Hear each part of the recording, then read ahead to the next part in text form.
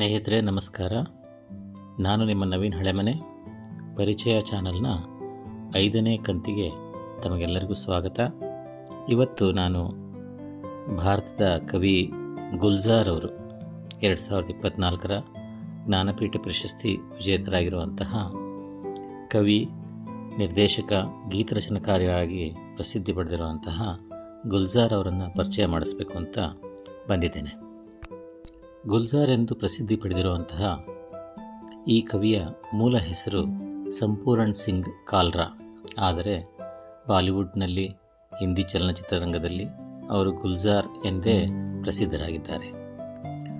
ಅವರು ಸಾಹಿತ್ಯವನ್ನು ರಚಿಸುವಂತಹ ಭಾಷೆ ಅಂತಂದರೆ ಹಿಂದಿ, ಉರ್ದು, ಪಂಜಾಬಿ, ಬ್ರಜ್, ಖಾಲಿಬೋಲಿ, ಹರಿಯಾಣ್ವಿ, ಮರ್ವಾರಿ ಈ ಎಲ್ಲ ಭಾಷೆಗಳಲ್ಲೂ ಕೂಡ ಅವರು ಕವಿತೆಗಳನ್ನು ಬರೆಯುವಂತಹ, ಸಾಹಿತ್ಯವನ್ನು ರಚಿಸುವಂತಹ ಶಕ್ತಿಯನ್ನು ಹೊಂದಿದ್ದಾರೆ.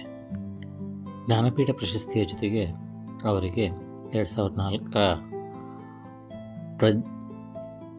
ಪದ್ಮಭೂಷಣ ಪ್ರಶಸ್ತಿ, 2002ರಲ್ಲಿ ಕೇಂದ್ರ ಸಾಹಿತ್ಯ ಅಕಾಡೆಮಿ ಗೌರವ, ಸ್ಲಮ್ ಡಾಗ್ ಮಿಲಿನಿಯರ್ ಚಿತ್ರಕ್ಕಾಗಿ ಜೈ ಹೋ ಅನ್ನುವಂಥ ಹಾಡು ಏನಿದೆ ಅದಕ್ಕೆ ಆಸ್ಕರ್ ಅವಾರ್ಡ್ ಕೂಡ ಅವರು ರೆಹಮಾನ್ ಅವ್ರ ಜೊತೆ ಹಂಚಿಕೊಂಡಿದ್ದಾರೆ. ಗ್ರಾಮಿ ಪ್ರಶಸ್ತಿಯನ್ನು ಕೂಡ ಅವರು ಪಡೆದಿರ್ತಾರೆ. ಮತ್ತು ದಾದಾ ಸಾಹೇಬ್ ಫಾಲ್ಕೆ ಪ್ರಶಸ್ತಿ ಕೂಡ 2014ರಲ್ಲಿ ಅವರು ಪಡೆದಿದ್ದಾರೆ. ಅವರ ಇತ್ತೀಚಿನ ಪ್ರಶಸ್ತಿ ಎಂದರೆ ಜ್ಞಾನಪೀಠ ಪ್ರಶಸ್ತಿ. ಅದು 2024ರಲ್ಲಿ ಕೊಡಮಾಡಲಾಯಿತು. ಅಂದ ಹಾಗೆ ಹೂವಿನ ತೋಟ ಅಂತ ಗುಲ್ಜಾರ್ ಎಂಬ ಪದದ ಅರ್ಥ.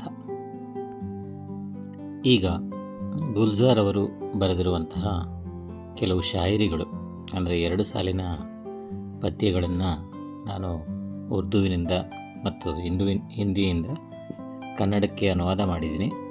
ಆ ಕೆಲವು ಸಾಲುಗಳನ್ನು ನೀವು ಕೇಳಿದರೆ ಅವರ ಕಾವ್ಯದ ಒಂದಷ್ಟು ರುಚಿ ನಿಮಗೆ ದೊರಕುತ್ತೆ ಅಂತ ನನಗಾದರೂ ಅನಿಸುತ್ತೆ.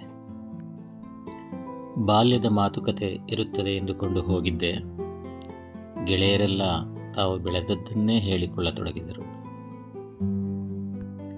ಹೃದಯದ ಸಂಬಂಧಗಳು ಸದಾ ಕೇವಲ ಅದೃಷ್ಟವಿದ್ದರೆ ಸಾಧ್ಯ.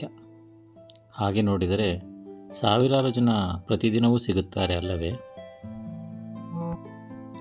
ನಿಭಾಯಿಸುವ ಬಯಕೆ ಎರಡೂ ಕಡೆಯೂ ಇದ್ದರೆ ಯಾವ ಸಂಬಂಧವೂ ಎಂದಿಗೂ ಮುಗಿಯುವುದಿಲ್ಲ.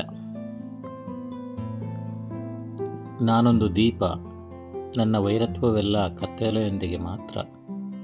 ಆದರೂ ಗಾಳಿ ಕಾರಣವಿಲ್ಲದೆ ನನ್ನ ವಿರುದ್ಧ ನಿಂತಿದೆ. ಯಾರೂ ನಮ್ಮವರಲ್ಲ ಎಂದು ನಮ್ಮವರಿಂದಲೇ ಅರ್ಥವಾಯಿತು. ತಪ್ಪು ಭಾವಚಿತ್ರವನ್ನು ತೋರಿದಾಗ ಅವರು ಖುಷಿಯಾದರು, ಆದರೆ ಕನ್ನಡಿ ತೋರಿಸಿದಾಗ ಶತ್ರುಗಳಾದರು. ಕಾರಣವೇ ಇಲ್ಲ, ಅದಕ್ಕೆ ಗೆಳೆತನವಿದೆ. ಕಾರಣವಿದ್ದರೆ ತಂತ್ರ ಎನಿಸಿಕೊಳ್ಳುತ್ತಿತ್ತು. ಈಗ ನಾನು ಕೋಪಿಸಿಕೊಳ್ಳುವ ರೀತಿಯನ್ನೇ ಬದಲಿಸಿಕೊಂಡಿದ್ದೇನೆ. ಹಾಗೆ ಹಗುರವಾಗಿ ಮುಗುಳ್ನಗುತ್ತೇನೆ. ಗೆಳೆಯರ ಮೇಲೆ ಮೊಕದ್ದಮೆ ಹೂಡೋಣ ಅನಿಸುತ್ತದೆ. ವಿಚಾರಣೆ ದಿನಗಳಂದಾದರೂ ಆ ನೆಪದಲ್ಲಿ ಸಿಗುತ್ತಾರೆ. ಖಾಲಿ ಪಾತ್ರೆ ಕೈಯಲ್ಲಿದೆ ಎಂದಾಕ್ಷಣ ಬೇಡಲು ಹೊರಟವ ಎಂದುಕೊಳ್ಳಬೇಕಿಲ್ಲ.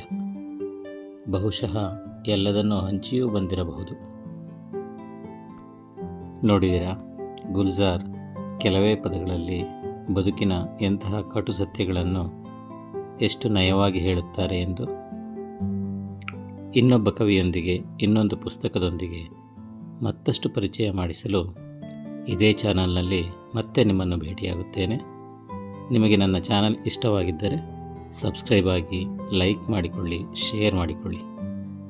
ವಂದನೆಗಳು.